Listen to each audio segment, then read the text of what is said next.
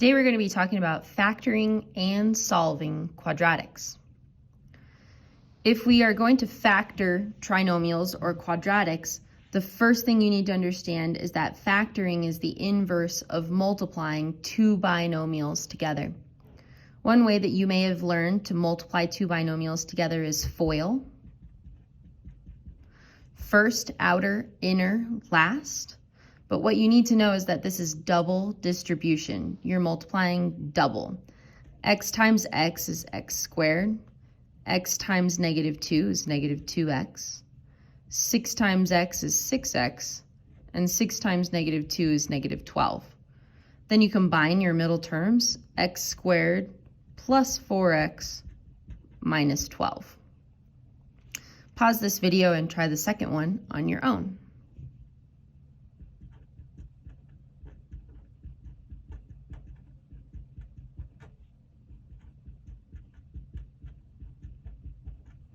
(10x squared plus 7x minus 12). Factoring trinomials. Writing a polynomial as a product or multiplication of factors is called factoring. So say I gave you this answer, x squared plus 4x minus 12, and I wanted you to go back up to the original problem, back up to this multiplication problem. How do you do that? You use factoring.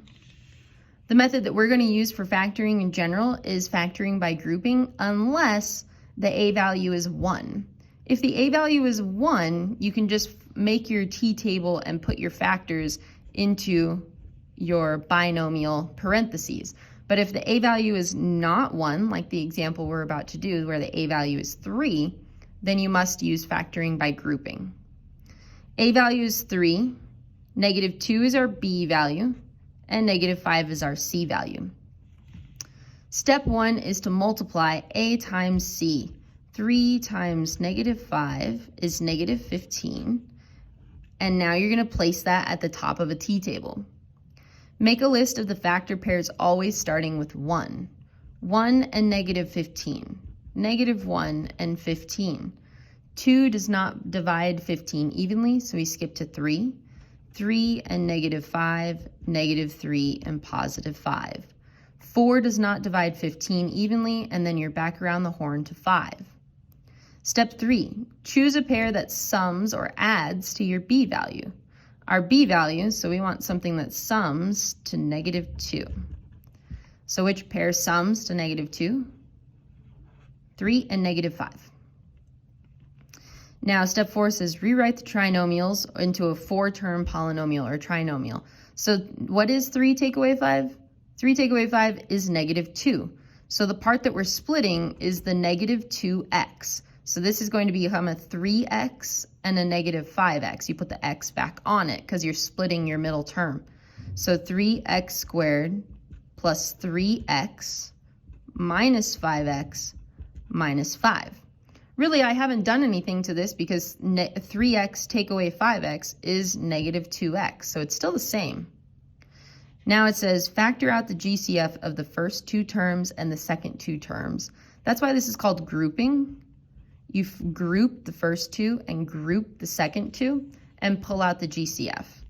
What is the GCF of 3x squared and 3x? Well, it's 3x. So then I'm left with an x plus, this doesn't go away, it becomes a 1. -5x and -5, the GCF is -5, and that would become x plus 1. Now these 2 parentheses need to match exactly. If they don't match exactly, then the math magic of factoring did not happen. So you need to make sure that you get those correct, that they match exactly. Now the last bit is write the common term as the first factor and the GCFs as the second. So x plus 1 is our matching one. And our GCFs are 3x and -5. And there is our factored trinomial. Now pause this video and try this example on your own.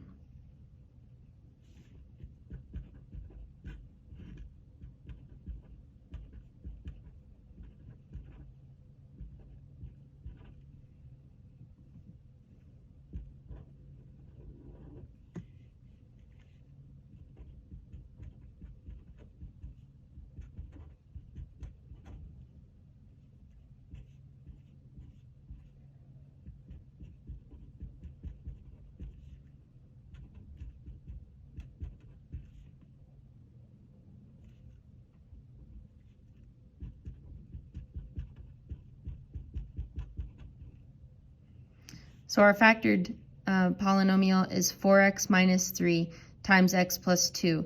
You could write those in the other order. You could write it as x plus 2 times 4x minus 3. It would be written in the other order if you had switched the negative 3 and the 8x, the negative 3x and the 8x. You'll get the same answer, but your order of your binomials might be switched. Now, why do we use this? We use this for solving equations. So take a look at these two equations. X squared plus 4x minus 21 equals 0, and x minus 3 times x plus 7 equals 0. Now, which one of those is easier to solve? Pause the video and see if you can figure it out. The second one is definitely easier to solve because it is in multiplication form. What I know about 0 is that anything times 0 makes 0. So if I can make one of these terms go to 0, then I can make the whole thing come out as 0. So one of my solutions is going to be 3, because 3 take away 3 is 0. And my second solution is going to be negative 7. Negative 7 plus 7 is 0. Now we're going to use that to do the zero product property rule. We're going to use the zero product property rule to solve this equation. We want to know what multiplies to negative 4 and adds to 3. And I know that I can do that because this a value is 1.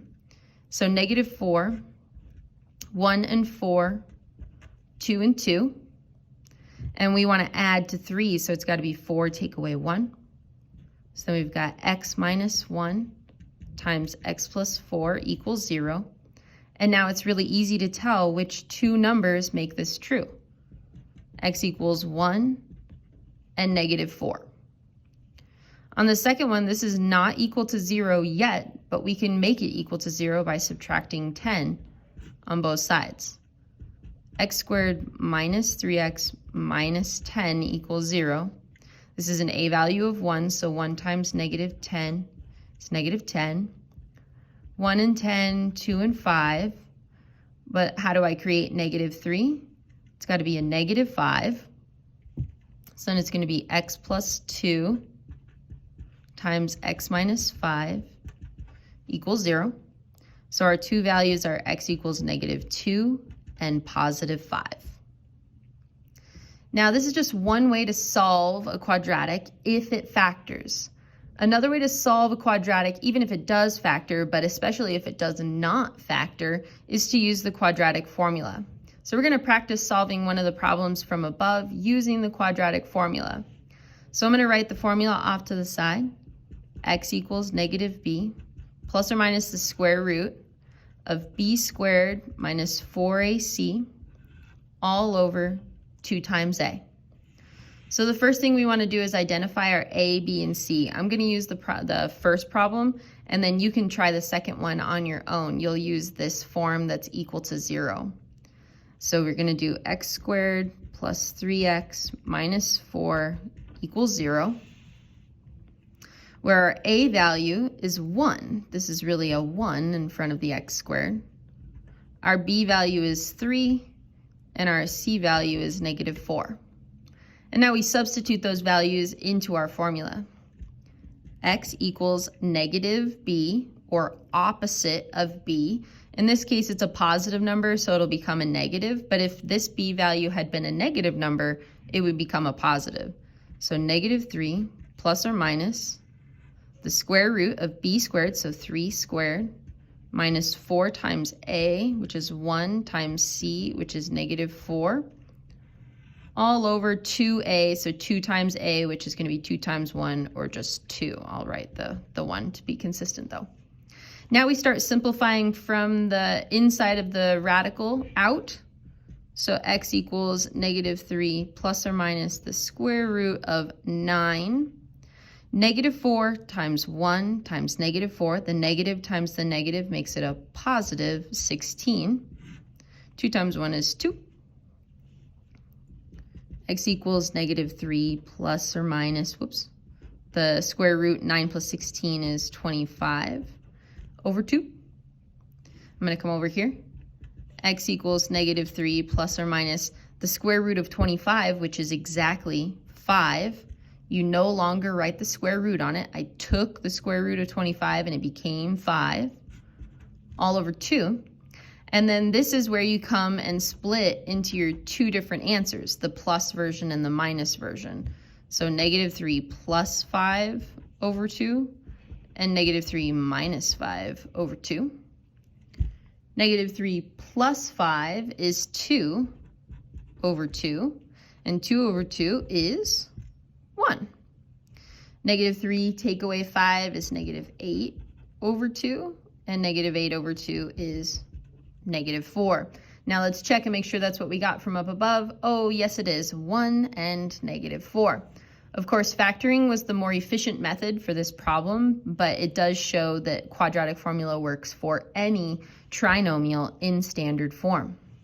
Now pause this video and try the second example from up above. Try this guy. And also pause this video and do the checkup. Bye-bye.